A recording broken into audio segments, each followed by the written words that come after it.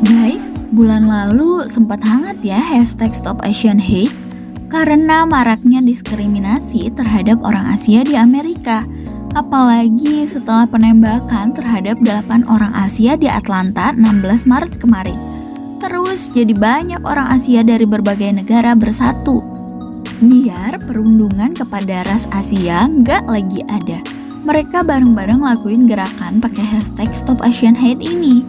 Dari artis Korea Steve Aoki, CL mantan member 21, Amber FX, hingga Agnes Monica dan masih banyak lagi.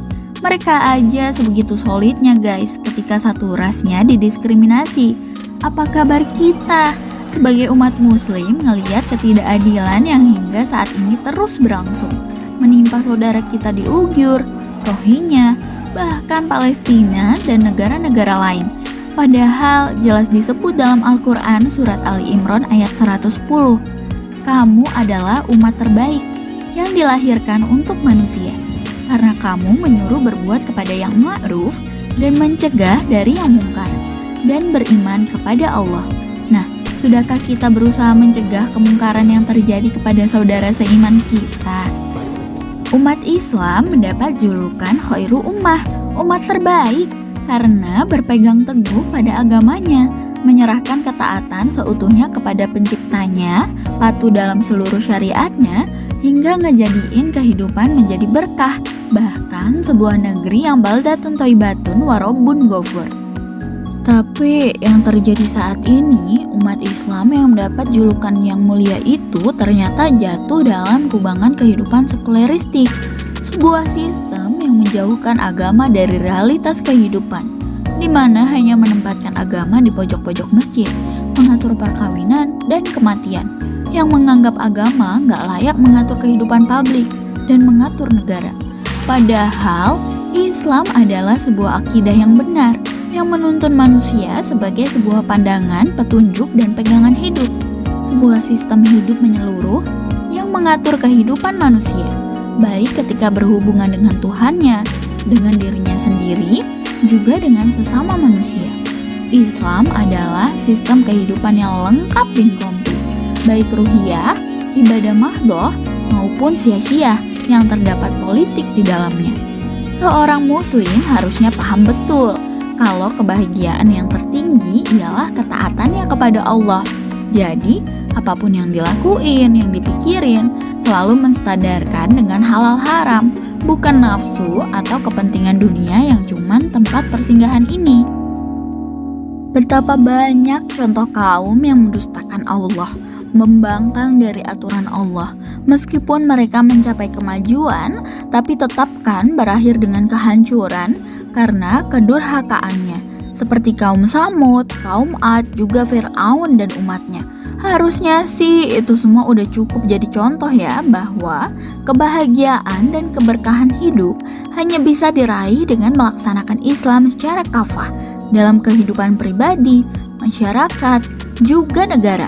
Dengan tegakkan Islam dalam bingkai negara khilafah akan mewujudkan negara yang baldatun thayyibatun wa rabbun ghafur. Sebuah negara dengan rakyat yang tunduk dan patuh kepada Rabb-nya. Para pejabatnya pun melayani umat dan mengurus negara karena ketaatannya pada penciptanya.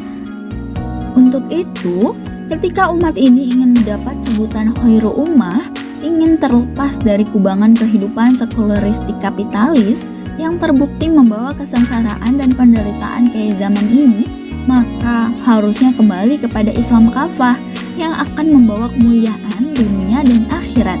Banyak loh generasi terdahulu yang menjadi umat terbaik di usia mudanya, seperti Ali bin Abi Thalib sebagai pemuda pertama yang masuk Islam, yang senantiasa mendampingi dan melindungi Rasulullah, juga berpengaruh besar dalam perkembangan Islam. Usama bin Zaid saat berumur 18 tahun nih, udah mendapat kepercayaan Rasulullah memimpin pasukan muslim yang menghadapi salah satu kekuatan terbesar dan membuktikan ia orang yang tepat, sehingga bumi Syam dapat dibebaskan dari Romawi. Ada Talha bin Ubaidullah, pemuda Arab berusia 16 tahun yang paling mulia. Ia berbaiat untuk mati demi Rasulullah pada perang Uhud dan menjadikan dirinya sebagai tameng bagi Nabi. Juga Muhammad Al-Qasim saat 17 tahun menaklukkan India loh guys, sebagai seorang jenderal agung pada masanya.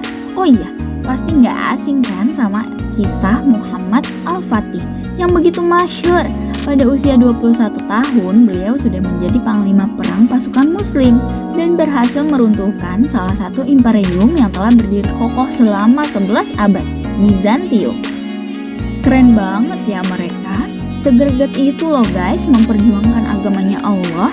Kita jangan mau kalah dong guys, semaksimal mungkin nih. Mulai sekarang yuk berusaha jadi umat terbaik. Yuk bisa yuk. Generasi muslim juga banyak yang menjadi ulama guys. Di antaranya Imam Mazhab, Hanafi, Maliki, Syafi'i, juga Hambali yang hingga kini menjadi rujukan umat muslim. Banyak juga yang menjadi ilmuwan muslim dari berbagai disiplin ilmu.